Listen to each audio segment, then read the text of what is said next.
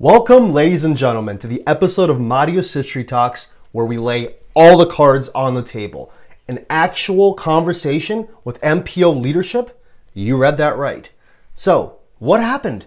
Did Madi Ristovsky finally fall prey to Bulgarophilia and Bulgarian propaganda?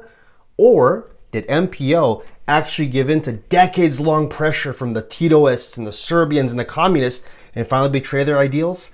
Not quite. However entertaining of a plot twist that would have been. But that being said, I'm sure a lot of you do have a very sincere, bona fide interest in knowing why I did agree to this interview. And especially if you know my colorful history with some MPO members of the past. No names need to be said. First thing I want to make abundantly clear is I'm a Macedonian, and I consider myself a Macedonian only. I consider that heritage to be the result of 2 millennia of organic Macedonian roots and identity in the Balkans, along with all the wonderful layers that identity entails. Nothing's really changed. What has changed, though, is I've noticed over the years, through my YouTube channel, I've actually made a lot of acquaintances with Greeks, with Serbians, and with Bulgarians online, with a lot of folks I actually consider my friends now, despite our views being somewhat apart. The reason I was able to make friends with a lot of these folks is 2 reasons, really. First, we both approached the conversation with an open mind, actually wanting to get to understand each other and have a real basis for conversation. And that conversation was only made possible by having a mutual respect for one another, even if, again, our views were not always aligned. So, when Nick Stefanoff, an open Macedono-Bulgarian member of MPO, of the Central Committee, reached out to me wanting to have a dialogue, wanting to have a conversation, I was at least willing to give the benefit of the doubt. Again, despite the history I've had with MPO. And of course, I've had my reservations and wanted to make sure this was a true interest in having a dialogue. I did have my reservations in the beginning, but I'm glad I was at least able to start that conversation with Nick. From the basis of that conversation, I was able to walk away with 3 pretty important things that I did not think before. The first thing is that I do believe Nick Stefanoff does have a Macedonian consciousness. And not only that, he does respect my Macedonian identity as well. No qualms about it, he does respect that. And both of us have loyalty to only Macedonia. No other countries, it is Macedonia first for our patriotism and our loyalty. And 2, having talked to Nick, I do consider that his identity, and perhaps others like him that do say they are Macedonians first, but still acknowledge, still claim some Bulgarian roots as well, they're actually quite different from the regular Bulgarian nationalists we come across on social media or the ones we find, running around in Macedonia nowadays. They're quite a different story.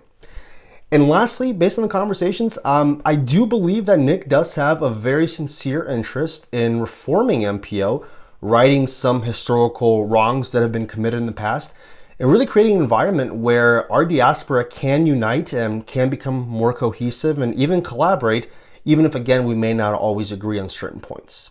Now, based on that, I did get a sense of whatever disagreements we may have amongst each other about our identity or our roots, that should be an internal dialogue by members of our own people.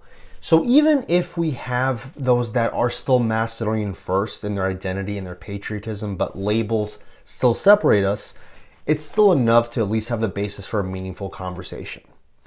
Now, throughout this video, there are many things espoused that I don't personally agree with. But the important thing is I did agree with enough to have the interview in the first place. So I do encourage you, while you're watching the interview, ask yourself if you think Nick Stefanoff's vision for reconciliation in the future, if you think that's doable, how realistic do you think that is? And secondly, just kind of ask yourself if there is more common ground with members of the opposing side than you might have thought before. So with that, folks, before we do get started, obviously just take a quick moment now to like, comment, and subscribe down below. Connect with me on social media if you haven't already. But if you're ready, let's get started.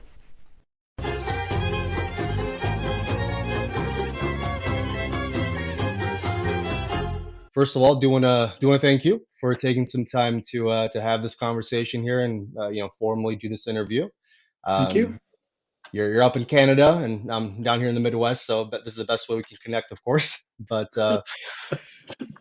With that, just before we get started here, Nick, I'm sure a lot of the viewers are very curious, just kind of given our respective starting points. Why did you agree to this interview, and why do you think it's so important to have this conversation? Well, as a member of the Macedonian Patriotic Organization, I want to reach out to all Macedonians and share the MPO's new direction, which is to work vigorously to end our bickering regarding our ethnicities as Macedonians and create a true, everlasting, and sustainable unity of all Macedonians within our diaspora and beyond, based upon our common Macedonian consciousness. Absolutely, perfect. Well, again, I'm sure we can all get behind that with uniting around what we have in common. It's our Macedonian consciousness. But before we get into talking about Macedonia, talking about what it means to be Macedonian, I'm sure we'll have plenty to say there. Tell me just a little bit more about yourself, kind of your professional background outside of MPO, Okay, well, I'll tell you a lot about myself. I'm please. 72 years old, born in Toronto, Canada. I'm president of my church board, Sveti Troitsa in Toronto. I'm a member of the Macedonian Patriotic Organization and have served many years on its central committee. In terms of my professional background, I'm a retired middle school principal and was a teacher from 1975 to 1996, a vice principal from 1996 to the year 2000, and principal from 2000 to 2015 when I retired. My wife Margaret and I have been married for 43 years. We have three children, um, Michael, Alexandra, and Matthew, and we now have six grandchildren, Grace, Lucy, Isabella, Luca, Michaela, and Natalie. My wife and I have been doing a great deal of traveling ever since we retired in 2015. Absolutely. And that's So it. among your other titles and positions, Dido is definitely one of the big ones now, Dado is the most important one. as it should be. Very close to both my grandparents, both my Didos, so I can completely understand that. Perfect. But so yeah, definitely a very interesting background from both education and also working with Macedonia on the side, being involved in your church. I think Yep, a lot of us very similar. I'm also involved in my church. I work in finance though, but you find a way to help out the community. So I love to absolutely. hear that. Perfect. So with that in mind, obviously you're raised in Canada, you're born in Canada, but what part of Macedonia do you originate from? Okay, so my father's side of the family comes from um, um, Vardar, Macedonia, before it became an entity. Hmm. And the village they came from was Krušje, near Resen. And my Okay. mother's side of the family came from Aegean Macedonia. Their village was Vombel, in the Kostur area. Okay. Any good pairs in your dad's village? And well, I call it Pearsville, Pairsville. Okay. but but I don't know. I think they did grow pears, he said, but Fair enough.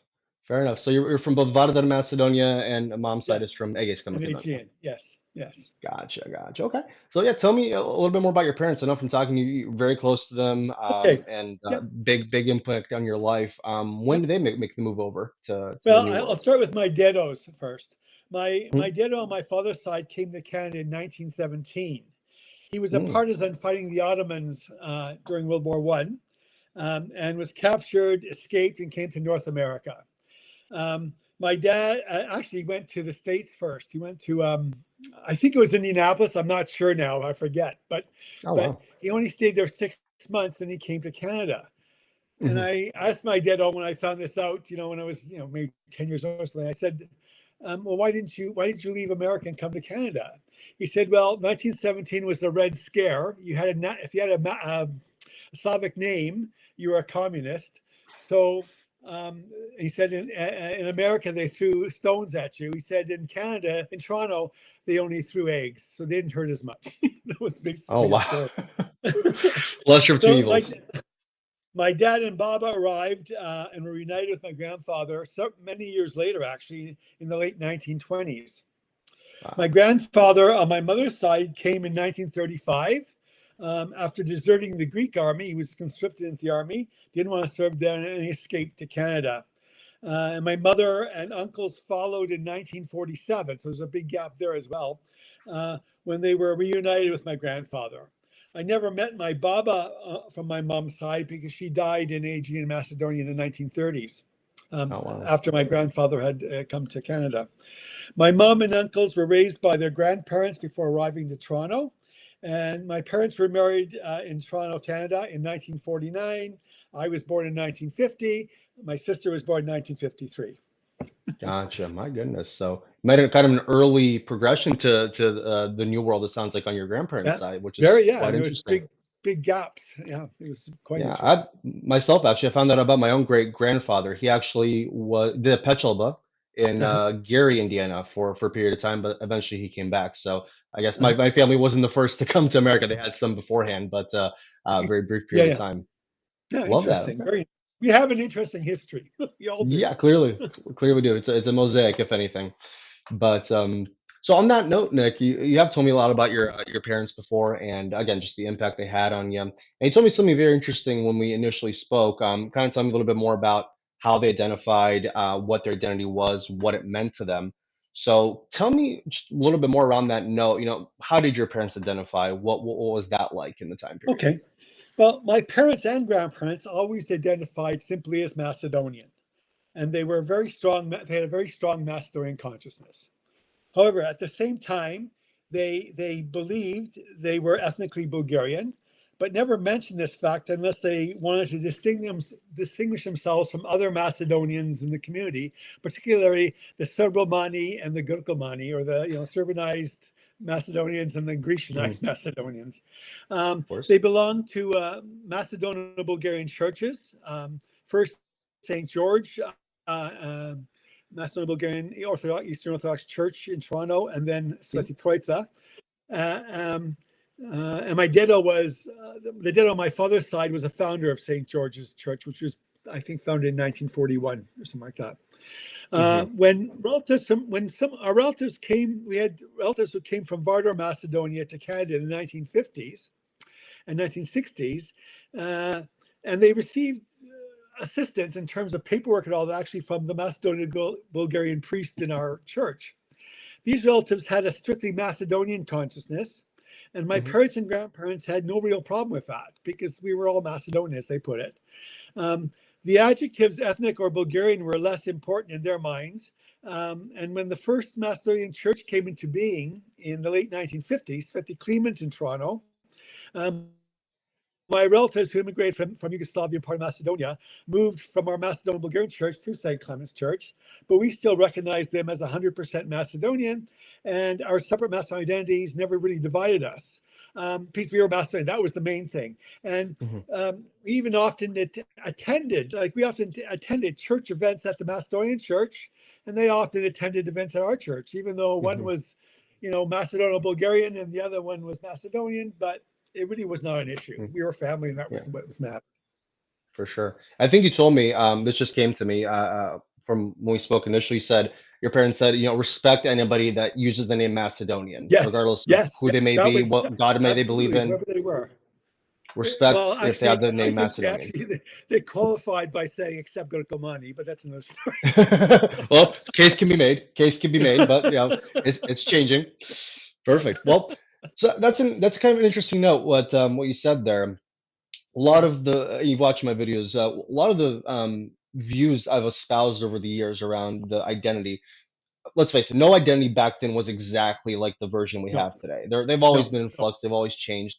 But when you look at the Macedonians, even those that use the word Bulgarian to describe themselves, they still had a Macedonian consciousness. They still had what they considered their fatherland. They knew what it was, and they still had their history that they were very proud of. That was unique to them. So one of the views I started putting together was even if it wasn't exactly what we may see today, it was a form of its identity. Nonetheless, it still Yes, separated themselves from their neighbors. That was still yeah. unique in that regard, even if it wasn't a full-on separate identity just yet. So, what are your thoughts on that? Well, I agree with you 100%. Our people developed the Macedonian national consciousness or national identity as a result of events like the formation of IMRO, the Macedonian Freedom Movement, Ilinden, Balkan Wars. They our national identity as Macedonians started from there, I think, and it Hmm. definitely existed throughout. Well, in my experience, from 1917 on, for sure. Hmm. As my grandparents always explained to me that that Macedonian consciousness was the most important thing in their lives. Absolutely. And yeah, and so our people developed this. Sorry, I just made some notes to. Oh yeah, the Bulgarian Macedonian founders of the MPO also had this Macedonian consciousness, as evidenced by the names of our organization. First, the Macedonian Political Organization, and the Macedonian Patriotic Organization, and its commitment to a free and independent Macedonia. Excuse me. Excuse me. As the solution to the Macedonian question. So they were always behind a free and independent party. They had no interest in terms of being part of Bulgaria or anywhere else. They believed in independence. Of course. And I think the best way to put it, I mean, they used what they had at the time to advance their agenda. Maybe the conditions weren't right for full on, national identity at times. Other times it was easier, but they used what they had essentially. And you kind of look at what they're fighting for. You look at their end goals, their interests. Macedonia for the Macedonians, and I think a lot of groups can say that as well. But on that note, thinking about the MPO, and again, I have visited. I visited the museum. Very interesting history there. Want to know a little bit more about your personal connection to it, since it does go back. So, what kind of work did your parents do, starting off, or maybe other family members with the very early MPO? I'll explain. My parents actually never really got involved in the MPO directly. As I said before, they did attend Macedonian Bulgarian churches founded by MPO members, and they did attend a few MPO conventions if they occurred in Toronto. My parents never really explained this to me about attending conventions, but interesting thing was a little while ago I was cruising the internet and I ran into a photo of the Toronto Convention in 1951. And with all the attendees in front of St. George Church. It was like a panoramic photo. I looked closely and I saw my deado, I saw my dad, I saw my mother holding me in this crowd of like maybe 500, 600, 700 people. And I actually spotted them and enlarged it. It's quite interesting. That's amazing. I think we all have memories of being at convention. Right? I wasn't even looking for anything on Macedonia. I was just sort of feeling around. What else? Oh yeah. Okay. So yeah, that's it. That basically, I think, explains what my thoughts. I think we all have probably some evidence of being at a convention when we were very young. We don't remember. I probably had that myself. The ones I started remembering were much later in life. Well, at the time I was 1 year old, so. Of course. But I recognized myself. Very nice. Very nice. So parents more on the side, they attended some conventions, not officially on the board or members, but you yourself, you did become on the board, you did become a member. So what kind of work did you start off with in terms of your positions with MPO, and how old were you?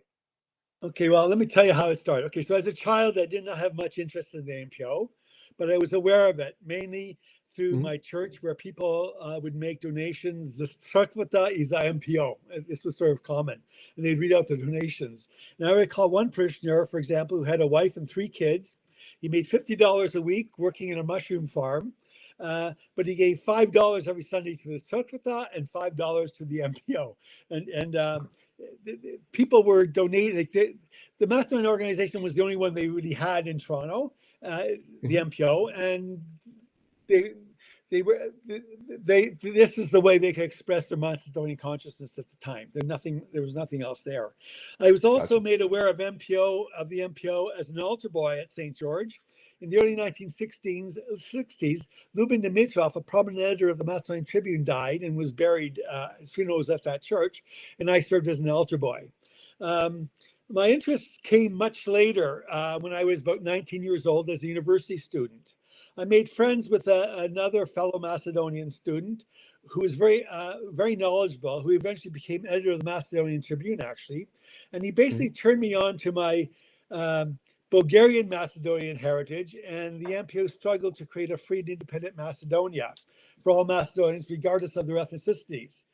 The MPO had a youth division called the YMPO, and this person encouraged me to join it, which I did. He created a monthly publication for our chapter, YMPO chapter, which was the version of the MPO for young people. And this publication was called Shostava. And he became its editor and encouraged me to do research regarding our history and contribute articles to this publication, which I did. then the rest is sort of history. Our chapter was called YMPO Avramov. Later on, I became a faithful MPO member and started attending conventions, first as observer and then later as a delegate. Gotcha. My God. So that's interesting to me because I kind of very similar trajectory. When I grew up, didn't really value the Macedonian side. In fact, I tried to more assimilate into the American culture. Then Right. around middle school, high school, it just it got a hold of me basically, and I started off writing history articles for Yeah. publications as well. Yeah, So and that's it's very common. That's me exactly. And then what happened in old age, I got back to that. Anyway, I'll explain that later. But yeah, yeah, for sure, for sure. So yeah, again, similar trajectory. I'm sure a lot of Macedonians out there probably see the same thing, living in the diaspora. I mean, Australia, Canada, America. It's just a moment in time, and rest is history. But absolutely. with that, so your friend got you involved in the YMPO. You became part of MPO in those days. How would you describe the MPO of that time period? You know, how would you maybe describe the overall politics ideology in the time period that you were starting off in? Well, let me start with. I want to start with the kinds of roles I played first. Is that okay? Mm, That was, and please, yeah, then we'll get absolutely. into that. So as I said, I was a YMPO member and soon became a member of the MPO. I became a member of our local MPO chapter, MPO Victory in Toronto, and I have been president of this chapter for a number of years. I contributed articles to Shostava, publication that I mentioned. I have served on many MPO central committees, starting in the early 2000s, and I have held the position of trustee, vice president, and recently treasurer. Since my retirement in 2015, I've been contributing monthly articles to the Macedonian Tribune. Many of these articles have been promoting the idea of Bulgarian Macedonians and ethnic Macedonians, uh, reconciling with each other. And I believe these articles have influenced the minds of many MPO supporters and members, resulting in the publication of an MPO unity statement, publicly announcing our commitment. Um, uh, announcing our, publicly announcing our commitment to the one people, two identities concept. Um, More importantly, a change in our bylaws that happened at our most recent convention this past September, recognizing Macedonians, including ethnic Macedonians and Bulgarian Macedonians, as two Macedonians with common Macedonian consciousness, and inviting them to work with us in unifying our people. The change in our bylaws was passed unanimously. Um, Um, Now, in terms of what the MPO was like when I started there, mhm. it was basically the MPO was focused basically on originally it was focused on uniting all Macedonians, but in the 1950s and onward, and when I got involved, it was more like the 1970s. The MPO was focused basically on demonizing the anti-Bulgarian Macedonian identity that was being promoted by communist Yugoslavia.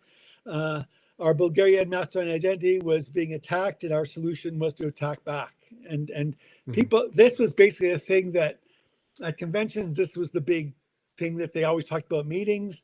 Um, and um, uh, I think one of your questions you told me you were going to ask me was this consistent with its founding Mhm. ideology? I'll just answer that one now if it's okay. Please, Um, absolutely. it was not consistent with the founding ideology.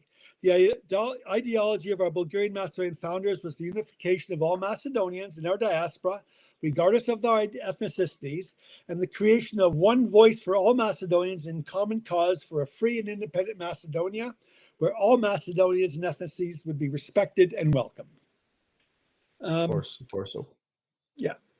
okay. Um, So, as a result of maybe if I could just add on, did the membership, did overall enthusiasm change as a result of the political reorientation, would you say, in those years, or was it pretty consistent, kind of it was pretty membership good. and how popular it was? It was pretty consistent, but Mm, I'll talk about this later. But there was a decline. Membership started. I'll explain why later on in this. for sure, Um, for sure. but Okay.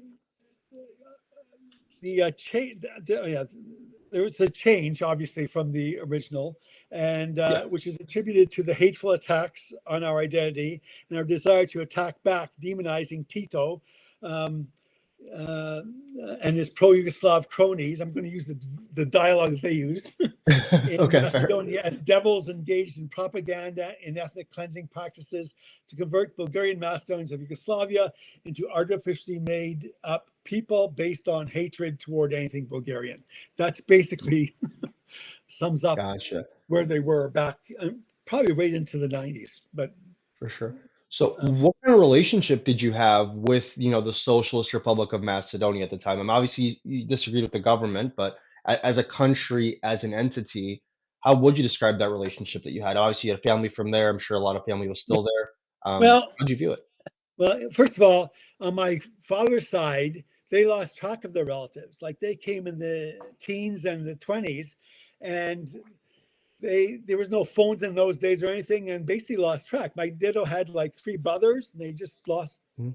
We never heard from them again. Basically, Gotcha. we did hear from some relatives after in the 50s when they came to Canada, and we basically bumped into them by accident, but Oh, because wow. our priest was helping them.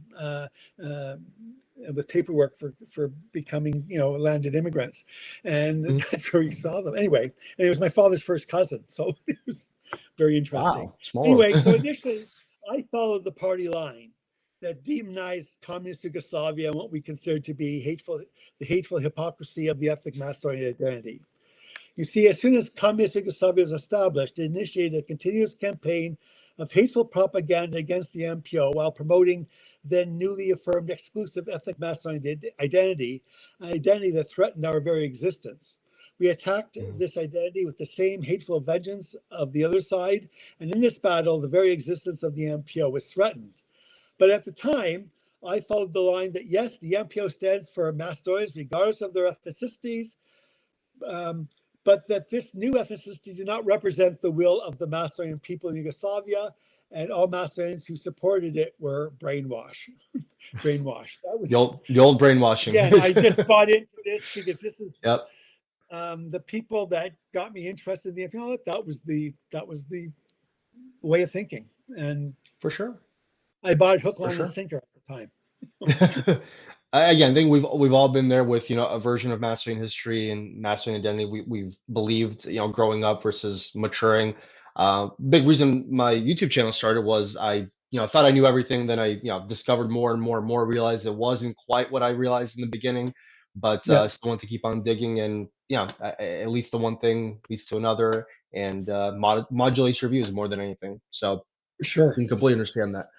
So with that in mind, with our initial interaction, you reached out to me because you saw my video on the Yeah, MPO right after I actually visited MPO, and I actually met with the president, Stephen Petrov, and I yeah, met with Chris Evanoff as well, who's a former president, and they gave me a whole tour of the MPO and actually gave me this book here of the Macedonian Tribune uh, yeah, out here, which yep. is I have it. I here, have a copy. of course, and yeah, very thankful for this, of course, very interesting book. But yeah, I did a video on it, kind of explaining what I saw there, and to me, it Uh-huh. was just kind of interesting that I saw almost two identities there. I saw a very Bulgarian identity and a very Macedonian identity, Yep, and I kind of came up with my own reasoning for why things transpired the way they did and how the identity changed over the years. What were your initial impressions when you saw that video and kind of my hypothesis, if you will, around the well, history there? my initial reaction to what you portrayed is very complicated. You appear to me to be critical of the MPO and its Bulgarian roots, but at the same Mm, time, your criticisms were not bombastic or even hateful.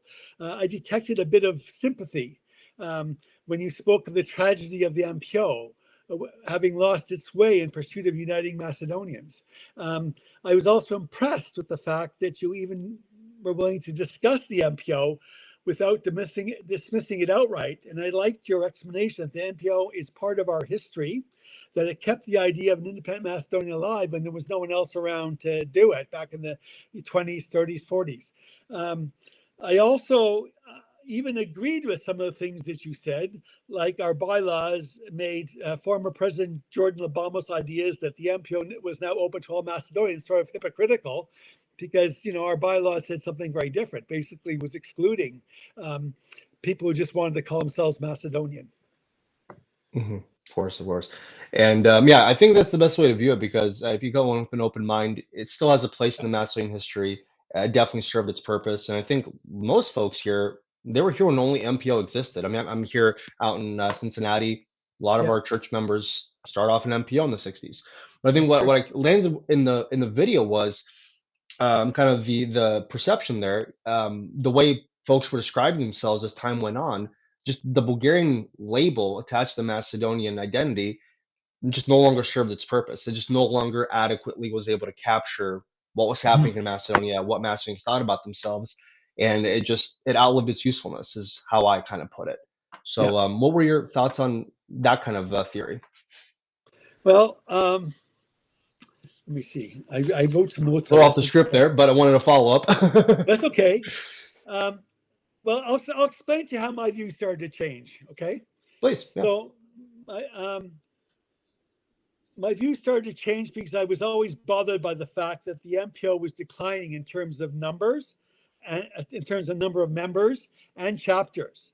Initially, before World War II, the overwhelming majority of MPO members and supporters identified as Bulgarian Macedonians who wanted to unite all Macedonians regardless of ethnicity. When the newer, quote, ethnic, unquote, Macedonian identity surfaced, the MPO focused on attacking it in the same way that proponents of the opposite identity attacked them. This went on for years in the 1950s, 60s, 70s, 80s, and even 90s. It eventually became apparent that this alternate Macedonian identity was here to stay, in spite of the fact that MPO kept up its crusade to dismiss it. As a result, many MPO families began to question the MPO's position, as you were saying, because they were feeling uncomfortable with the constant attacks on our own people um, Hmm. who adhere to it.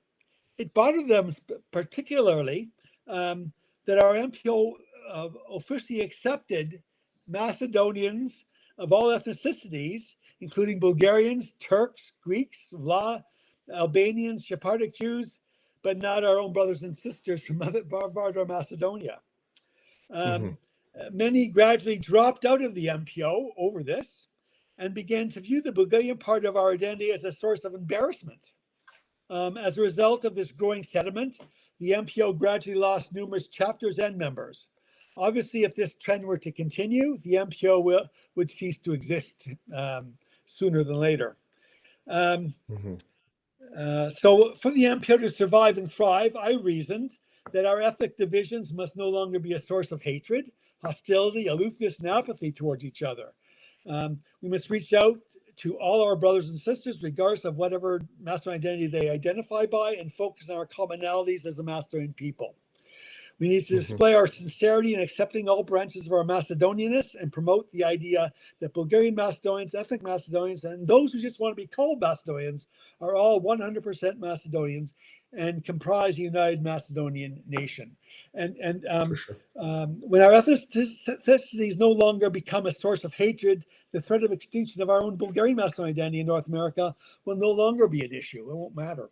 Um, we will Hmm. be an organization that lives up to the key motivation of our founders to unite Macedonia and our diaspora by focusing on our commonalities and respecting each other's ethnicity. And For sure. you know, there's a group. Um, uh, there, we actually have three groups of Macedonians in our Slavic Macedonians in our diaspora. We have the Hmm. Bulgarian Macedonians. We have the ethnic. I know they don't like the word ethnic, but ethnic Macedonians. And then there were those Macedonians who were MPOers who dropped out of the MPO. They didn't necessarily go to the other side, but they just decided I want to be Macedonian, and that's it.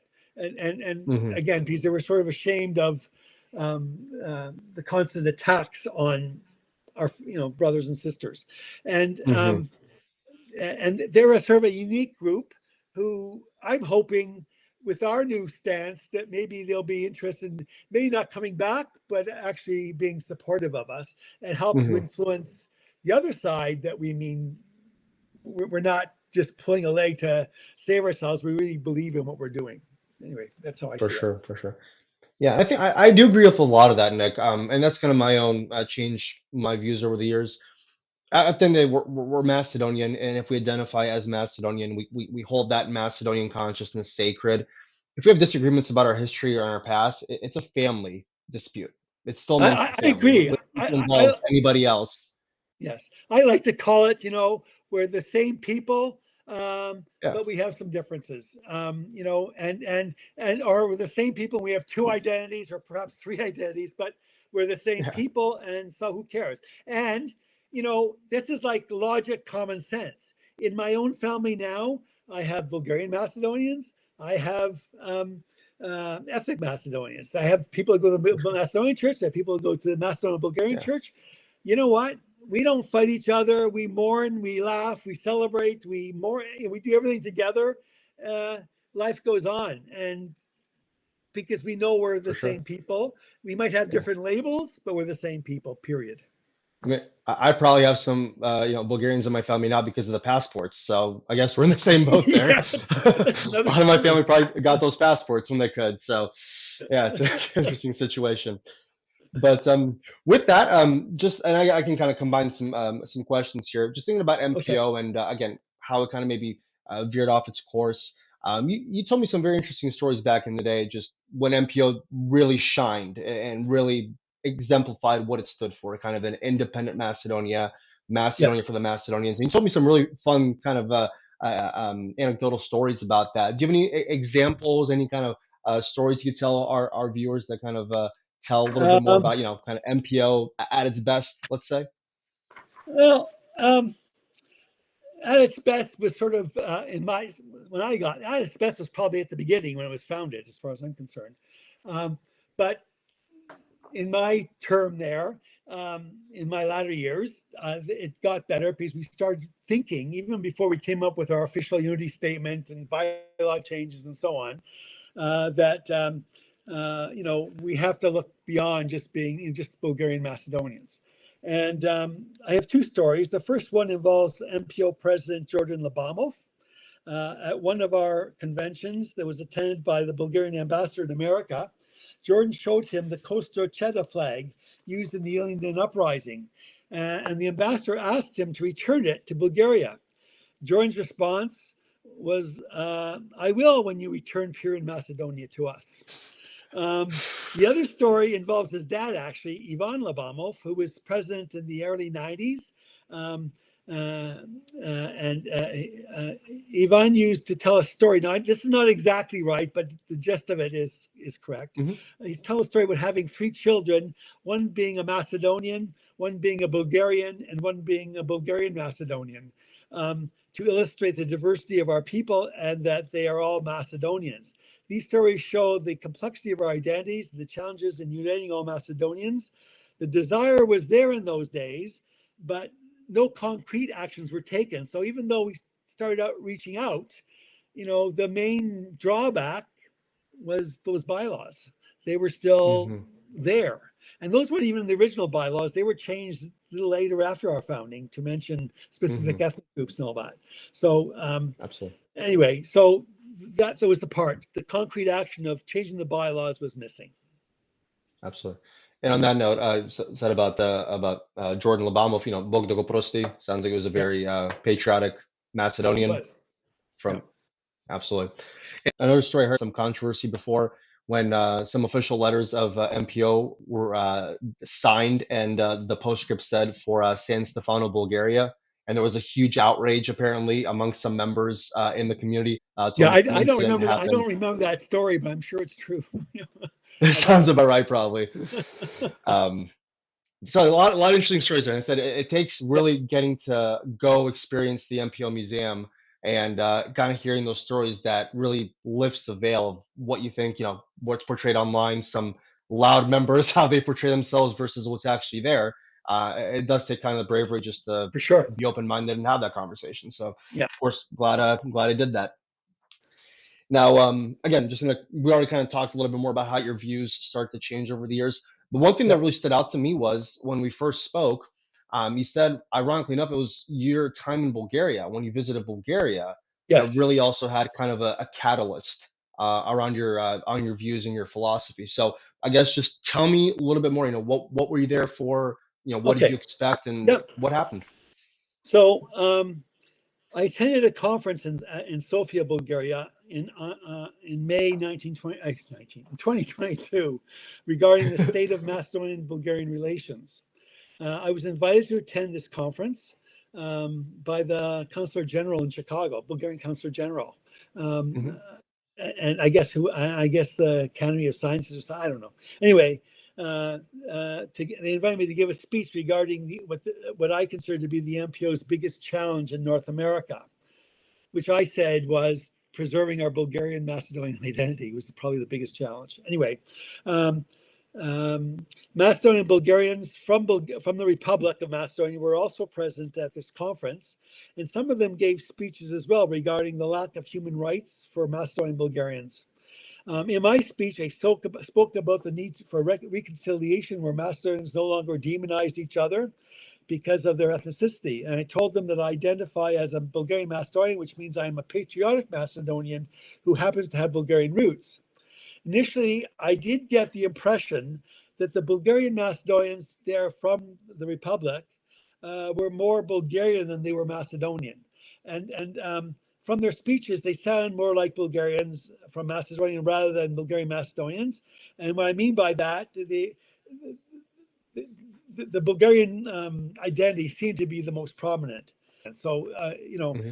but my impression did change when I spoke to some other Macedonian Bulgarians later on after this. When I went, I'll explain the trip Macedonia later. I know you're going to ask me about that later, but there I did meet some Bulgarian Macedonians who wanted to understand the rationale of what I was talking about. And I asked them outright, did they have a Macedonian consciousness the way I do? I said, to me, I'm Macedonian. I have Bulgarian roots. I believe that. But my most important thing to me is my Macedonian consciousness. And I told them I have the impression you're the opposite. And they said yes. That they said that they did have a Macedonian consciousness, and said that they wanted to be accepted fully as Macedonians with the same rights and privileges of other Macedonians without letting go of the Bulgarian part of their identity. Then in September at our annual convention, there were some Macedonian Bulgarians from Macedonia that arrived. A couple of them came on their own initiative, I guess, to observe what's going on. And there was one that was invited, another person who was invited by one of our members. He was from Skopje, and he showed up, and he wasn't with this other group, but he was also identified as Bulgarian Macedonian. But I spoke with them, and they all again said that they had they were Macedonians from Macedonia. They essentially said the same thing and said they supported my initiative for reconciliation because I told them about what it was doing, and they were all for it. And the one who came on his own, actually, I discovered keeps the Macedonian flag in his back pocket. He doesn't identify as ethnic Macedonian, but he loves the Republic of Macedonia, and he carries his flag to show his devotion to his country, which I thought was very interesting. Okay. So I did have a change of heart in terms of what I saw based on these other people. So I think there's a mix. I think there are people that are very just Bulgarian who see Macedonia as sort of a geographic area and nothing more. And I think there are others that have both and everything in between. I think it's more complicated than just black and white issue. Of course. And that's the biggest thing I've always said. It's never a black and white. And I think a lot of folks on your side will say, no, it's 100% this way or it's 100% that way. And I'm here to show it. There's a lot of gray there. There's a lot of gray. We can't even agree on everywhere. Basic things. We can't even agree, what ethnicity Tsar Samuel was. Some people say he's Bulgarian, others Slavic, Macedonian, others Armenian. We can't even agree on that. I remember in Skopje, there's a statue of Tsar Samuel, and there was they took out whatever was written, I guess, in Bulgarian or whatever, with paint. They put King of Macedonia. And, there you go. But it just showed, I mean, basically, that's. There you go. So on that note, if I could just kind of expand your experiences in Bulgaria. I mean, you have a very, I won't say antiquated, but you have a relic of a type of identity that was prevalent in North America during the time period. What was kind of the reaction in Bulgaria to kind of how you identified what your Macedonian meant to you, what your identity was overall from Bulgarians there? Um, when I gave my speech, I remember like there was a translator like speaking because I saw the Mhm. video later, but in Bulgarian, which I didn't understand, but I listened to myself because Boyan had Mhm. told me that in my speech, when I mentioned that we have to reconcile with the other side, the speaker sort of stopped and hesitated, then went on. But because most of the speech was all about, the difficulty of preserving identity, the fact that what I just said before about people dropping out of the MPO and taking on just a Macedonian identity, all that stuff that I talked about was in my speech. Um, uh, but at the end of the speech, many Bulgarians and Bulgarian Macedonians came up to me and congratulated me on the speech. And I had the impression then that, oh, I guess, because at first I was sort of afraid to, like when I wrote this speech, I was thinking, oh God, I'm doing this in Bulgaria. Are they going to accept this, or Mhm. or is it going to be like, okay, you're not, you know, going to jail for 20 years? I don't know. It was stupid. I mean, it was irrational thinking. But anyway, I did say it, and I was surprised that they seemed very supportive of it. I really Mhm. was surprised. Um, but my expectations there uh, was that the conference would address ideas on how to improve relations between the two countries, whereas it was more of a complaining session about the hatred towards Bulgarians spewing out of North Macedonia, uh, and no real discussions about how to fix it. And I thought, why Mhm. have this conference? Like, I find that a lot among um, extremists on that side, that all they want to talk about is the fact that we're Macedonian. They keep wanting to prove it, even to me. And I say, you don't have to prove it to me. I already know what I am. But I don't know. There's just this irrational conversation in trying to understand the realities of our time. And, Mhm. the conference, the fact that it didn't go beyond just talking about the problem and not trying to come up with a solution says it all to me. I don't know. Mhm. At least I think MPO now is trying to come up with a solution. Some people Mhm. will say, some people on that side will say, you know what, it's not going to work. It's not going to work.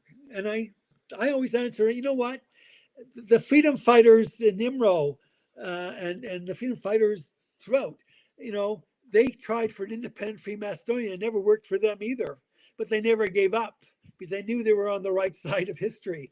And Mhm. the thing is, we can't give up either. And what we're doing now is just what the MPOs, they sort of took on what I'm talking about now, is just the first step. We've declared a desire to do something. Now we have to translate it with concrete actions. I think the changing of our bylaws was one of those concrete actions, but we have to do much more in that regard. Of course. Absolutely.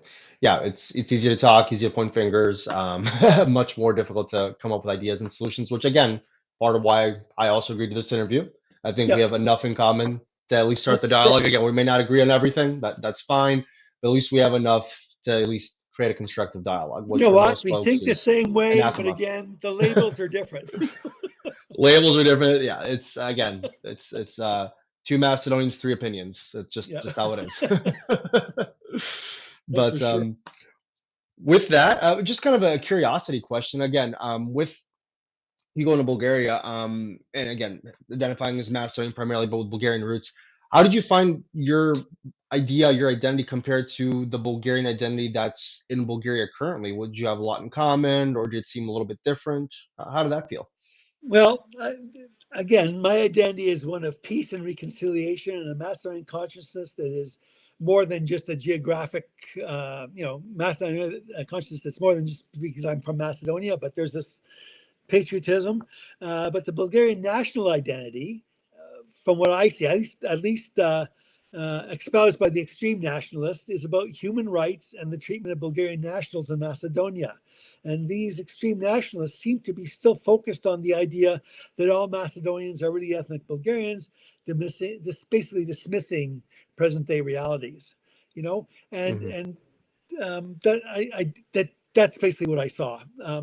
Although Absolutely. they did congratulate me, and there were people that said they agreed with me. Um, the loudest side are those extremist nationalists, I guess. Absolutely. So on that note, I mean, lately we've seen huge surge in, Bulgarian cultural clubs popping up Yes. in Macedonia, which historically we've never really seen before.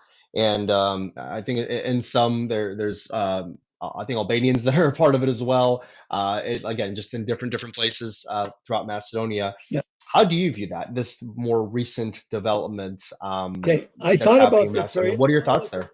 Yeah, I thought about this very carefully. I'm going to watch my words on this one. Um, Please. I noticed the same trend, and I noticed that there was reactions. There's been reactions within North Macedonia to some of the stuff, and all I'm going to say is that I wish Macedonia and Bulgaria were more like America and Canada, where the identities of all the residents are respected and where ethnic clubs and other ethnic institutions are not politicized and where civility always prevails. And the politicization is coming from both sides, I think. And it's sad. That's all I'm going to say. Mhm. So in an ideal relationship, there's Bulgarian clubs in Macedonia. Would there be room for ethnic Macedonian clubs in Pidgin Macedonia? Well, I think there should. I think there should. If that's what I'm saying, but Mhm. not clubs that are politicized. Like basically, if I'm a Bulgarian Macedonian and I form a Bulgarian club in Macedonia, I should be able to do that. But at the same time, an ethnic Macedonian or someone who's just Macedonian in Putin Macedonia should be able to do the same. Absolutely, 100%. That's what democracies do. That's how people get along, and we don't Yeah. have wars or anything. Yeah. And on that note, I mean, Greece, Aegean Macedonia has a Macedonian language center that recently Yeah, opened up. It's become very politicized, a lot of emotion there. I think yeah. the army went to protest it, believe it or not. But But a lot no, of I'm it with you is there. a lot of it is to create this aggravation and to create this hatred. It's just adding to the hatred. And again, if it wasn't politicized, no issue. Politicized, there's an issue anywhere. What is that? Yeah, it's hard to separate, politics from Yes, genuine interest, human rights. It's very yes, difficult to do I so. agree. But I just on a I guess more positive note here, I do want to not neglect the elephant in the room. You did go to Macedonia recently for the first time in your life, so you got to experience that. So just floor is yours, Nick. Tell me what that experience was like going to Macedonia. You know what? Kind of Macedonia was like going to heaven in my view. I've always wanted to go, but never really had the opportunity. My wife and I should have gone there when our parents were alive, or other older relatives were alive, and we didn't. This didn't happen. And I know I have relatives there, and but the people that knew them and sort of were connected to them have all died, and I would have no way of knowing how to find them. Like I have many relatives from Aegean Macedonia that ended up in Skopje and lived there, Hmm. and I didn't know where. Just nothing. And so we did the next best thing. We went on a tour organized by Father Anthony in the church, and the Macedonian priest at the church in Dearborn, Michigan. Hmm. He's organized one 2 years ago, and we couldn't go on it, but we saw on the internet that he was organizing another. We decided to go, and we had a tour with Father Anthony basically leading the tour. Um, and there were only 8 of us on the tour, and we became friends for life, basically. They became family. We were in a little minibus and explored everywhere. We visited Skopje, Canyon Matka, many monasteries, historic churches, Ohrid, a boat trip to Sveti Naum, Wow. the ancient city of Heraclea, founded by Philip II, Alexander's father. We visited Kostur, we visited Solun. We did so much.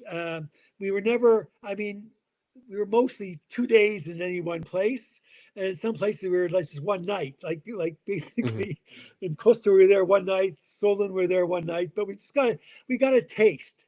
And now I feel comfortable if I go on my own now. Like you know what I mean? I got a Yeah. taste of what's going on there. Um, um, One of the questions you were going to ask me was how did the culture compare to what I'd experienced in the diaspora? Yeah. My response to that one is my parents and grandparents came from Macedonian villages where there were no cars, no shopping centers. no museums, no modern conveniences. So I was surprised about how westernized and how modern the republic is. Like I really was, it's stupid, but you know, the Macedonia my parents told me about were these small Yeah. villages, and Smurdish or whatever they were talking about was half hour away by Magada, stuff like that.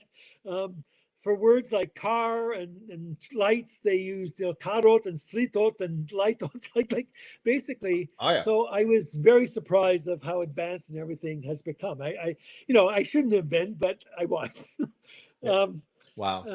but what was also that I experienced, I loved, the food was outstanding. We had all our meals were planned for us. And the interesting thing is, every place we went, they would say, well, we're going to give you the meal of the sort of what the area is noted for. And every one of Hmm. them was pork. Everywhere, Sounds even about right. Oakland, I was expecting fish, it was pork. The only time we didn't get Really? pork was in Solun. We got fish finally, but That's it was interesting. surprised. Now they were all prepared differently, and they were all really Yeah. good, really good. But the first time in my life, this was like a 10-day tour. We were there 14 days or 13 days, but we were there on our own for a little bit. But for those tour days, it was the first time that I could not finish my meal at dinner time. Not because it was pork, but we had the same meal at lunch that day as well in another city, And another area.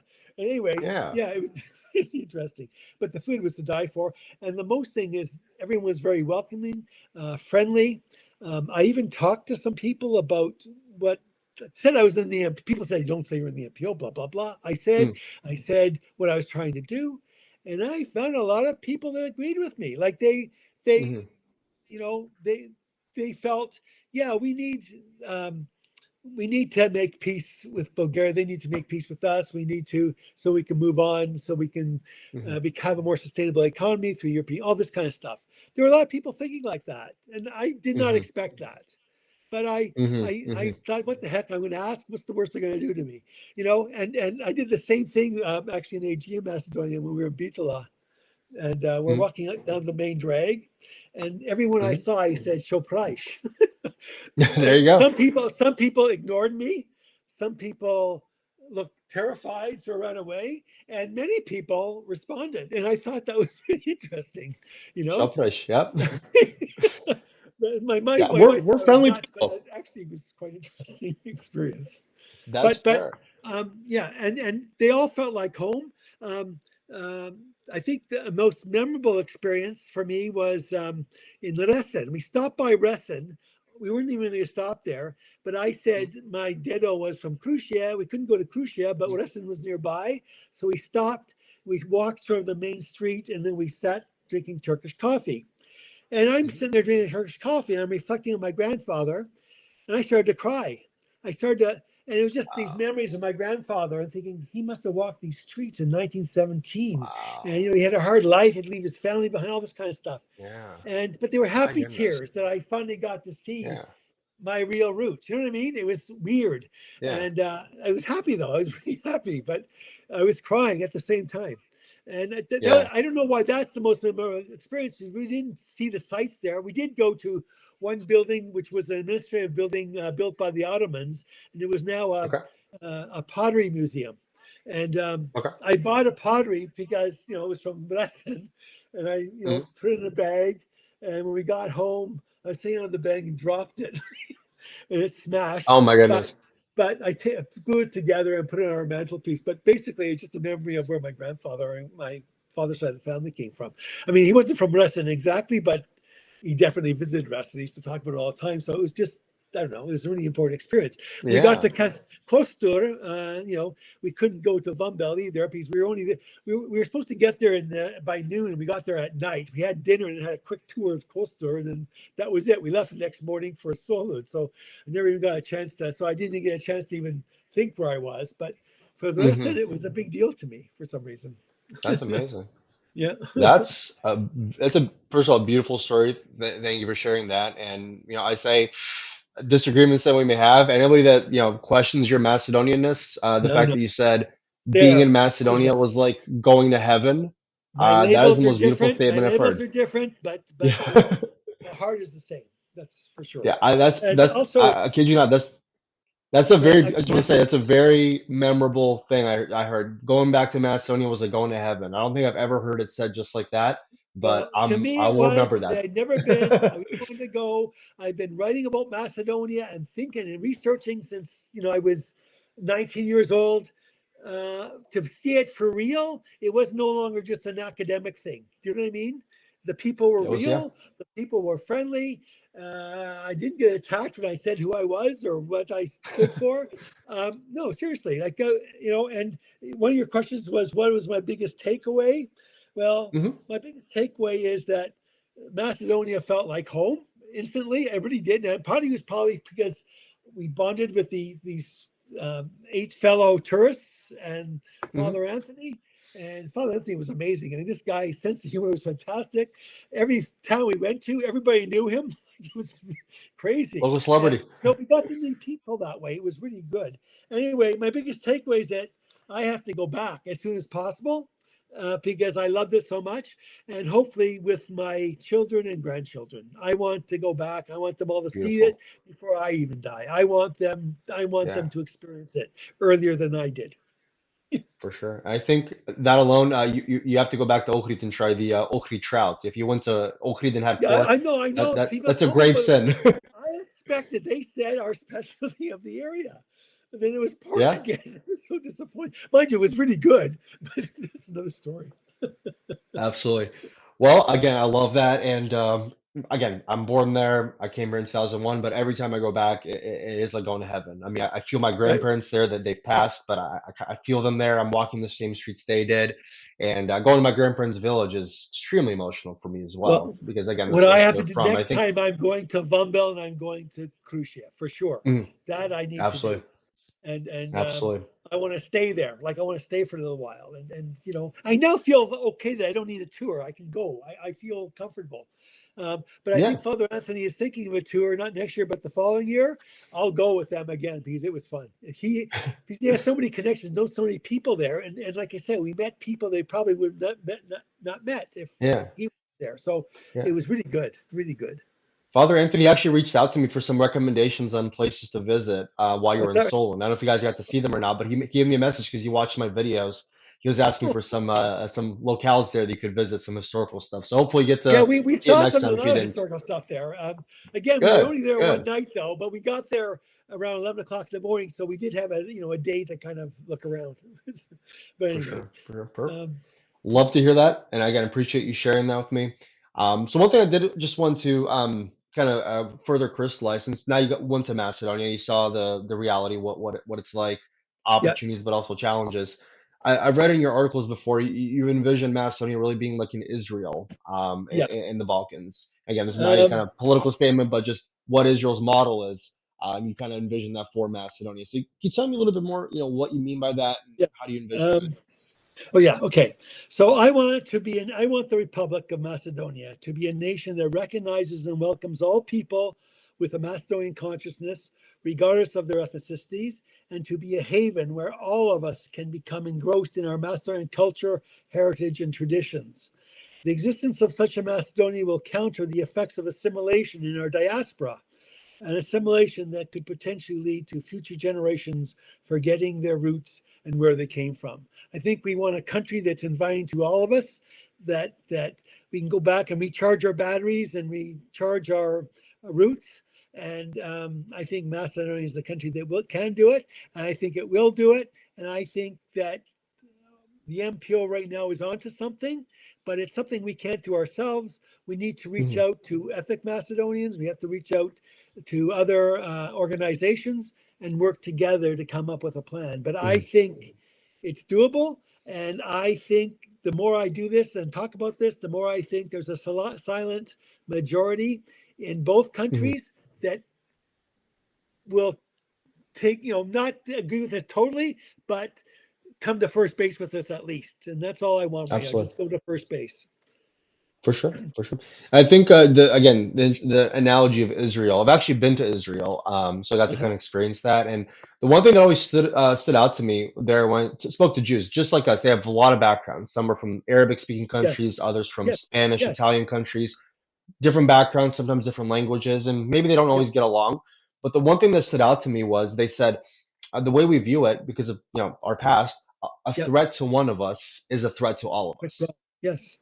I really love that idea. So a threat to any Macedonian, regardless of the label, is a threat to all Macedonians. If we're going to go extinct in the Yes. diaspora, it doesn't matter if we're, ethnic Macedonians, No, Greek Macedonians, or Bulgarian that's right. Macedonians.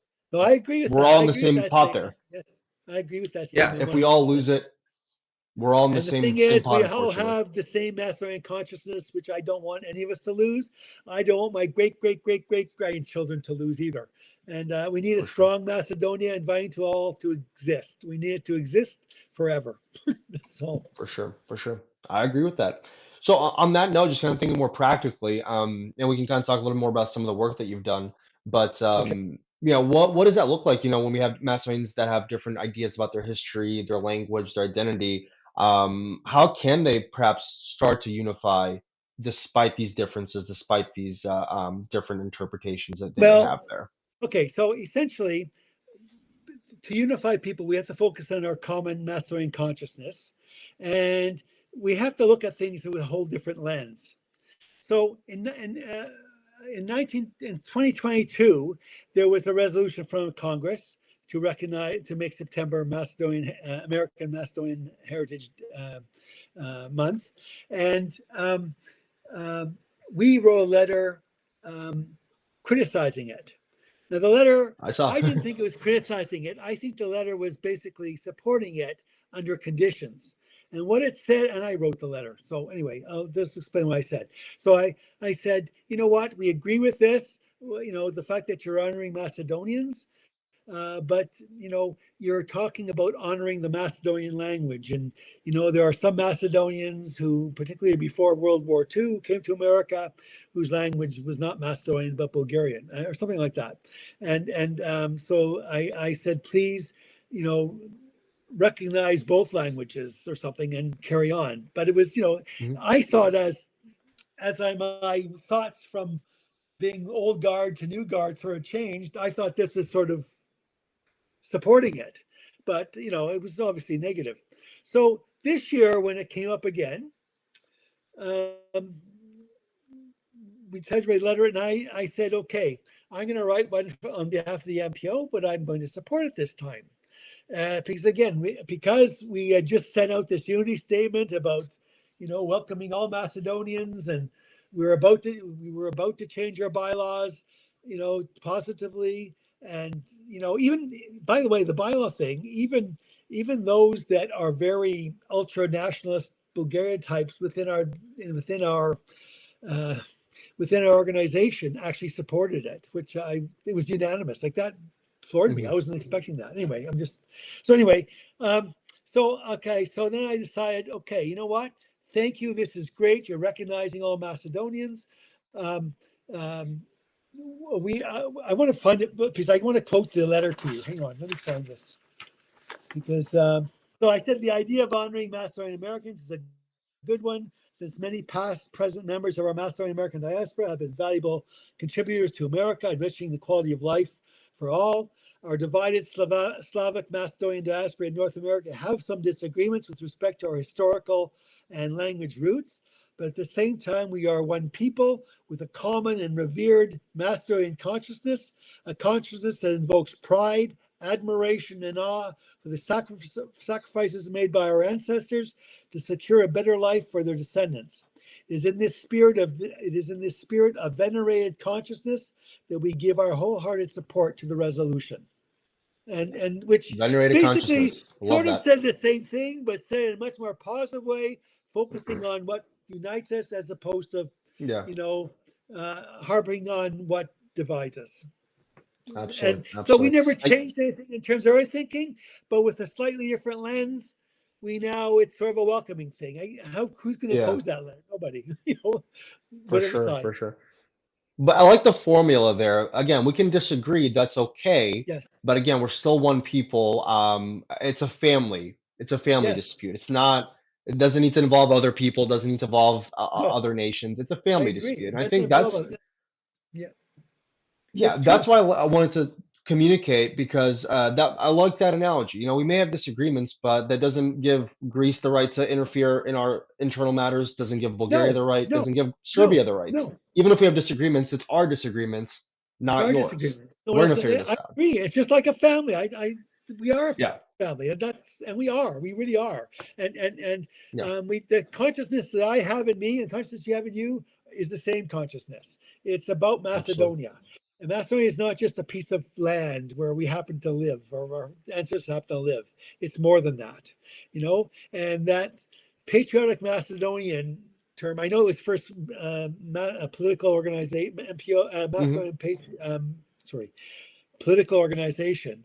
But the Hmm. fact that they changed the patriotic to me said it all. That was a major, major thing because I like to tell people when they say, "Well, you're just Bulgarian." No, I just hold up the title of our and say, "No, I'm a patriotic Macedonian." And that's important to understand. It's important to I understand. agree. I think even your president Stephen Petrov, when I Yeah, visited, yeah, he said, people say we're just Bulgarian. He said, yes, show me where it says Bulgaria here. It's only Macedonia. You see yeah, that's Macedonia maps, Macedonia banners, Macedonia flags, Macedonia for the yes. Macedonians. Perfect. So with that, just mindful of time here. If we need more time, we can just do another video real quickly. But you did tell me about some of the reforms that have happened, some of the changes that have happened in MPO, as well as some of the reactions to that you touched Okay, upon. so So are there okay, any so other we changes happening you want to tell us about? Okay, well, okay, so we've done the unity statement that we sent out publicly to everybody. We outreach to the UMD and so on, and just made that a statement of fact. We've made our bylaw changes that was adopted unanimously, which I was surprised. I was expecting opposition, none came. Um, we did our letter supporting Macedonian American history. Sorry, um, what we were just talking about, Resolution 311. We supported Yeah, the it. Heritage Month.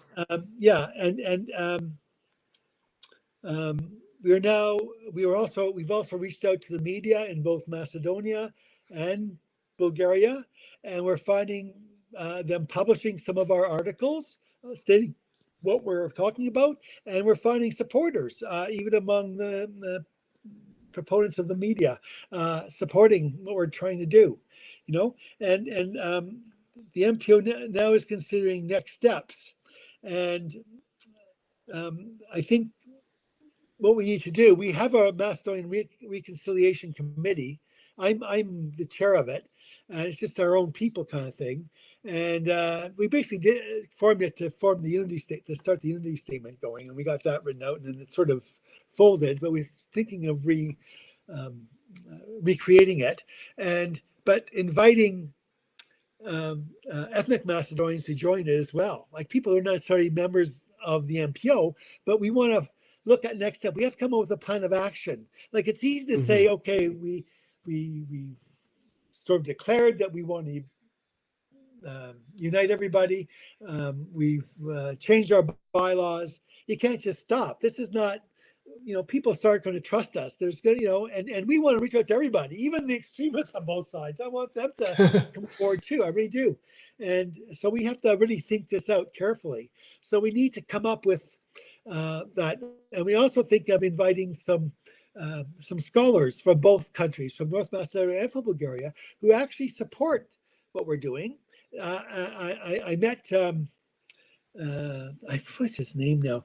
When I was in Macedonia, I met through Boyan. I met the first foreign minister of the Macedonian government uh, Hmm. when Macedonia became a country. I can't remember his name. Anyway, Okay. we just met for coffee. He was supportive of what we were doing. And he's been talking about the same thing for years. He says, I'm ostracized for it, or was ostracized back then.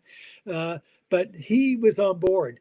And then there was another guy in Bulgaria, another scholar, who also has been saying the same thing for years that, we can't be attacking Mesa. We need to help them, blah, blah, blah. And I was thinking of even having those guys come on board. in this reconciliation committee. I haven't. This hasn't improved yet. These are just ideas that we're thinking about. Mm-hmm. We also need to have actual meeting with the UMD and perhaps the United Macedonians and explain where we're coming from. Basically, what I'm telling you now, and Mm-hmm. see where we can work together. We're all basically in the same business. The most common one is preserving the Macedonian identity in North America. And that's something we can all do because we have this common Macedonian consciousness. I don't see any issues there at all. We can start right away. Um, Mm-hmm. and I also envision, because one of the questions were my vision for the MPO for the future and with, the diaspora and Please. everything. To me, you know, all Macedonian organizations coming on board to support the our independent Macedonia, and help it out financially, morally, in any way we can to make sure it's sustainable and strong and lasts for a long, long, long time. Because Mm-hmm. that's the thing. When it becomes the haven for all Macedonians, that's the thing that we're sort of the concrete um, proof of our common consciousness. I want that to be the symbol because that's how we'll preserve our identity for years to come everywhere. Mm-hmm. Absolutely, absolutely. I think, yeah, it's a common interest we all have here, especially in the diaspora, Yeah, around preserving that. It'd be a yeah. shame, after a generation or two, for that to be extinguished. But I think I the think, diaspora can be an influence in Macedonia and Bulgaria as well. I really do believe that. Down the road, not now for sure, but I think down the road is possible. I really do. I'm perfect. never going to give up on that. All right, Nick. So just picking up where we left off here, again, talked a little bit more about your vision for the Okay. diaspora and for Macedonians as a whole. So again, a lot to get behind there. Just wanted to kind of bring up some recent events that also happened, kind of some fun topics there. You did recently have your MPO convention as well. That was in, Yep. in Yep. Columbus, which again, that's actually, I went to school there. My alma mater is Uh-huh. Ohio State, so Oh. I'm very near and dear to me. But yeah, tell me just how that was. What any memorable incidents? What kind of memories did we have there? I think the biggest, not incident, but the biggest thing that um, was the passage of the bylaws, and it being unanimous. And I was expecting opposition, um, but I was surprised, very surprised. Hmm. Um, uh, the let's see. So most members were very positive. We did have a few members that were negative about certain things, not related to the bylaws, but related to issues like supporting the Resolution 311, for Hmm. example.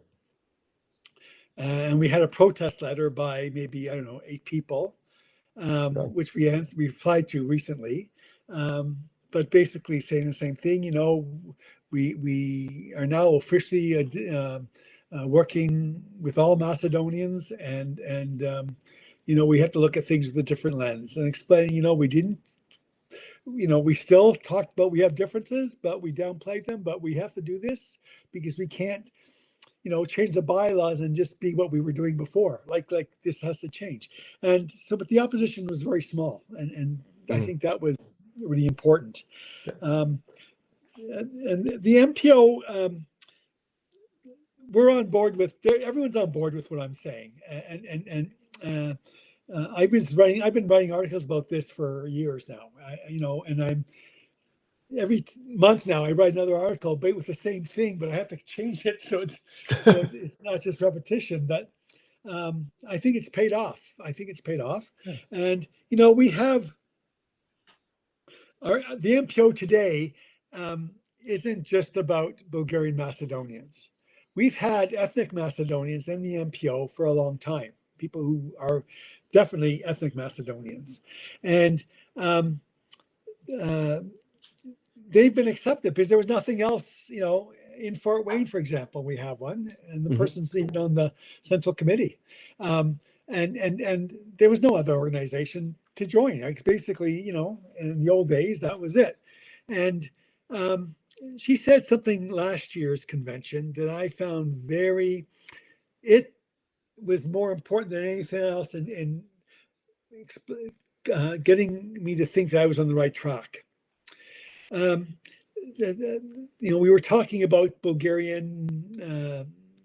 I brought up the whole topic about how we have to save our organization. We have to reach out to other Macedonians. Blah blah blah blah. I gave it at that convention, last year's convention, and so we started having discussions about Bulgarian Macedonian identity and all that.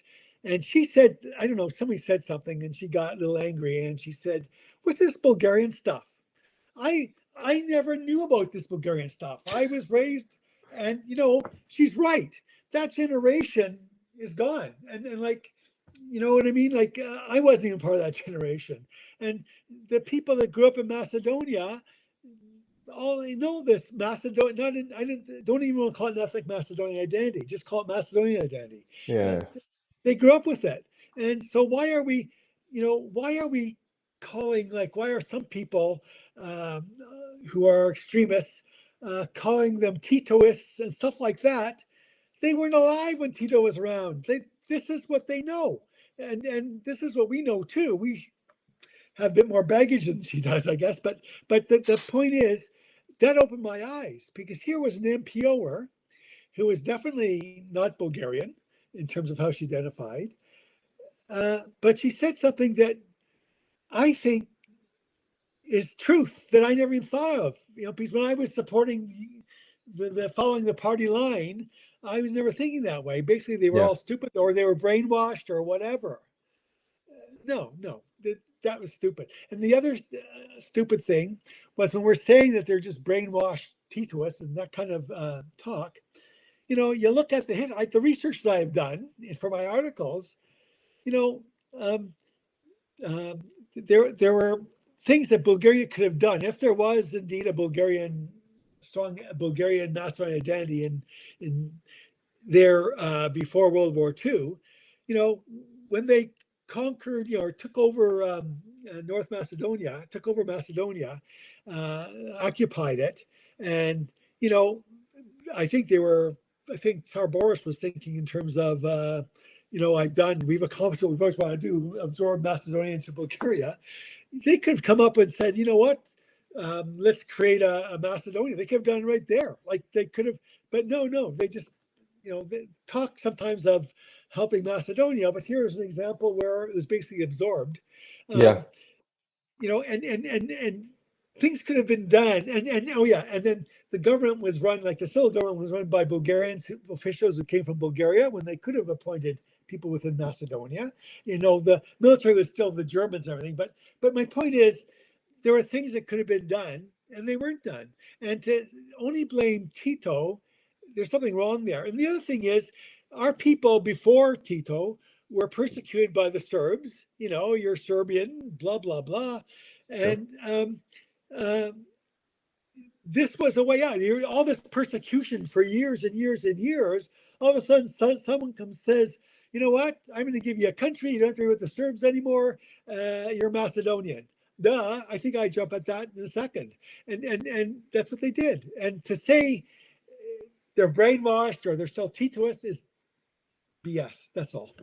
I it's an interesting way to put it, and I think I mean I agree with that. I've said many times, when push came to shove, and again, people got to experience occupation, administration, even if it was Bulgarian, if it was Serbian, it changed your views, it changed your loyalties when you're experiencing it firsthand Yeah, versus something you're supporting as an ideology or as a theory. It comes to your doorstep. It, that's it right. changes That's right. things. It changes things. I think it was Delchev when he was in Sofia talking to General Nikolaev of Uh-huh. the Verkhovisti. He told Uh-huh. them he was only like 23. He said, "Hey, we're asking for brotherly help. We're not Yes. asking for No, overlords. We're no, not I asking know. for overlords here." I I know. think I know. that's the perspective. No, But but it's an important one that I didn't think about, and this lady woke me up to it, and I'm glad she did, because yeah. that just told me, boy, am I on the right track. That was Love that. that. Absolutely love that. So on that note, just again, the main focus here is how do we keep our Macedonian consciousness alive in the diaspora? What is it going to take to get there? We're having a conversation now. We're at least getting started. We're putting more action into play. But for a lot of my viewers here, they're younger, Yeah, maybe not as connected to Macedonia. They're trying to be. A yeah, lot of people I've spoken to find my channel because they love having these ideas, these history talks in a way that's accessible for them. What yes. advice would you give them, and how they can perhaps start to get more involved with keeping alive their Macedonian consciousness, their heritage, the communities, even especially in the diaspora? Yeah. Okay. Well, um, I think they should start, if they have grandparents, first of all, start talking to them. Start learning about your family history and their perspective on Macedonian history, and start doing some research as well. There'll become a time when this will be important to you. You know, maybe when you're young now, it's not that big a deal, but there'll be a time. You know, I know when I told you when I became more conscious, I got turned on by this other person, but I also got involved because I started thinking my grandfather just died, just both grandfathers died just before I sort of Hmm. just before that, and I'm thinking, you know, the traditions, the history. I think of Macedonia, I think of them. I wanted to know more about them, so knowing more about Macedonia, I'd be knowing more about them. All that kind of stuff was really important. So if you have grandparents alive, start the conversation right away before it's too late. That's number one, um, and sort of try and keep up with what's going on there, and visit Macedonia sooner than later. Don't wait 72 years, and go while your parents are alive and people who still have connections with people there, so you can go meet your family there. And you know, we are one big family anyway. And you know, we were one big family even with all the immigrants that came to Toronto, for example. We were all different families, but there was one church. When they started coming in the early teens, there was St. Cyril and Methody. It was a church built back in 1910 or something, and they were all one. And you know, Sundays they went to church and they hung around church. Everyone brought food and they had, you know, lunch together and they socialized. They were family. We were all one big family, even though we weren't blood related necessarily. Yeah, of And course. that we have to get back to that because that was Agreed. important. Now I'm privately working on that. The Macedonian Church in Toronto, Smithy Clement, has lunch for seniors every Thursday. My wife and I go all the time, and we communicate with these people. And these people know who I am. They know I belong to president of Bulgarian Macedonian Bulgarian Church. They Hmm. know that I'm the MPO, but you know they'll talk to me and you know they know I was at St. George before, and they'd say, "Oh yeah, I was at St. George too. We used to belong there. We came here, but we used to belong." And you know what? You know, I know we say we have slightly different histories, but when I talk to people like this, the history starts merging a bit more. Like, you know what I Hmm. mean? Like, I think we do have different histories since the Balkan Wars, no question about it. We were divided, and that was the start of it. I think before that, we did have common histories. And, you know, before that, as you said, when you looked in the archives of the MPO, even the MPO wasn't demonizing Alexander the Great. Whether he was a Macedonian or not Macedonian, who cares? He was a Macedonian, regardless of whether he was an Albanian or whatever the heck he was. The term Macedonian, he was there, and that was in our archives. So now we're just demonizing that stuff too, and no one knows for sure about any of this stuff, right? No No, one no. knows for sure. And why do we pretend? But you know, when we do Canadian history, American history, we talk about the indigenous people who were here first, and they're sort of part of our history. Why isn't that true in Macedonia or anywhere else? Like, why shouldn't it be true everywhere? Like, I love that. just common sense stuff. Common Yeah. sense. I would say if you, this is what I always tell my viewers, if you apply the standard of what Macedonia has to defend for itself to any other Yes. country, it all Yes. falls apart. It all Yes. falls. Any other No. country that honors its indigenous people, ancient Yes. heritage, or Exactly. controversial figures, but still finds a place to honor them, Exactly. even if they didn't have the exact same identity as they do today, it's okay. But for Macedonia to do it, it's, a red alarm. But Well, I but like, Macedonians do it on a local level. They've always done yeah, it on a local for level. sure.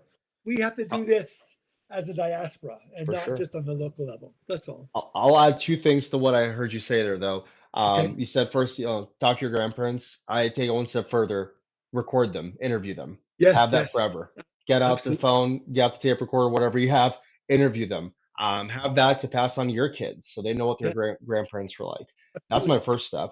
And the second one, visit Macedonia. Do it as soon as you can, especially when you're young. Go solo, go with friends. Just a quick plug: UMD does have a great Birthright Macedonia program. If you do want to go with No, the I'm group, aware of it. kind of I'm aware of it. a guided tour, learn a Yeah. little bit more through natives there. Really get to connect with the natives. My advice is you can go to Macedonia, definitely speak to the natives, go to the villages where your grandparents were from. Well, Cities that's are what I'm going great to do and all, next. but the soul of Macedonia, it's in the villages. It's where the Well, where we yeah. went to a couple of villages, like Father Anthony, his father and mother. I can't remember the name of the village now, but his father was the priest in that village. He's Mm, retired now, but he was still there. Anyway, we visited, and had lunch there, and just it was in the mountain, like side of a mountain, and you had this panoramic view of everything, and people walking everywhere because it's just narrow roads, but the roads are like this steep, and these old Bobby are like no problem. wow, And yep, that's it. yeah, I know, but I'm saying it's this whole different lifestyle. And you're imagining, okay, so if I had a Magada, how long would it take me? You know what I mean? It was, yeah, there was that feeling. Absolutely. Now they're more modernized, obviously, and there's electricity and all that stuff, but you get that feel, and it was a good feeling. And next time, that's Absolutely. what I want to do. I don't want to go to the cities now. I want to go to the villages. I want Uh, to go to all of them. I have relatives from all various villages. I want to go to them, and the ones like Vumbil is dead. There's nothing there. It's mm, Greek Civil War destroyed it basically. All it's standing is a church, the church. With no roof, but people go there and light candles. But everything else is gone. There's no village. But Kush is still alive. It's still there, apparently. In fact, when the Macedonian press published one of our articles, um, I got a Facebook friend, someone who wanted to be my Facebook friend, and he introduced himself, and he said he was from Krusha, and I said, oh, I was just in Reston, and saying I like what you're doing, and welcome fellow Krusha, or whatever you call a fellow. hmm And I thought, wow, I made a connection. Like that was There you amazing. go. I And love that. we're people, and like politics or something, like we're people first, right? And the Hmm socialization with people is what is preserving us, Absolutely. and like the history and stuff like that sometimes get in the way. But again, if we understand we're family, that stuff doesn't have to get in the way. It I agree. doesn't have I to agree. at all. I completely agree. Perfect. So with that, Nick, what I want to do now, just kind of give both of our takeaways today, just kind of our parting words of wisdom. I'm gonna Okay, kind of let you have the floor. Let me just start first, since I want you to finish off. sure, My takeaway, just speaking to you in the conversations we've had, I think the biggest one that I really took to heart, respect anybody that uses the name Macedonian in their identity, even if you're not agreeing with them 100%. The absolutely, fact that they're using that's worthy of respect, because that is a sacred part of our identity. It's worthy to keep, to hold, to preserve for future generations. And I think again, when we have that Macedonian consciousness, once it's there, as you said, you went to Macedonia, it was like going to heaven. So again, we yes, may have disagreements, but I'm not going to question the idea that you have a Macedonian consciousness when I heard you say those no, words, that you no, were in Macedonia, you were in heaven. So my advice, just from speaking to you, respect people that have the name Macedonian in their identity. That's a sacred thing to us and to our ancestors, and as far back as you can go. So that's my parting wisdom for our viewers. Nick, I want to let you have the well, floor. Finish us off I here. have What are your parting words of wisdom for us? Okay, well, I absolutely agree with your parting words of wisdom. And I'll just add that we may disagree on some issues, but always remember that we are one people with a common and revered Macedonian consciousness. And we may have some differences, but we have a rich heritage and traditions that we must treasure in honor of our ancestors who made great sacrifices that we can all live better, richer, freer, and cooperative lives. That's it. Beautiful, beautiful. Thank Nick, you. I want to thank you so much for again taking time to speak today. And again, I love to see that this is action, this is progress in creating that vision that we're both talking about here. Talk is cheap, so this is maybe a small first step, may have bigger implications, but I'm really happy it was able to happen today. So with Everything that starts message, with the everything starts with the first step, right? I mean, exactly, seriously. The exactly. fact is, So up to now, why didn't anyone figure this out before? Because I'm thinking, we're polarized, we're fighting each other. Somehow these extremists think they're going to win the battle, and no one's winning, except we're all losing, as far as I'm concerned. And we found a formula, a common sense formula how to win, I think. There you And go. again, it's common sense, you know. And I think you're right. Think in terms of family, and you can solve Absolutely. anything. Absolutely. So that again, I want to say thank you, Nick, and I'll give you a Macedonian old-fashioned spalaiti as well for Thank for you. coming on to the show. And hopefully, again, more fruitful conversations happen in the future. Again, due respect to you, sir, and I do appreciate the time, and I think this Thank will you. do good things for our community.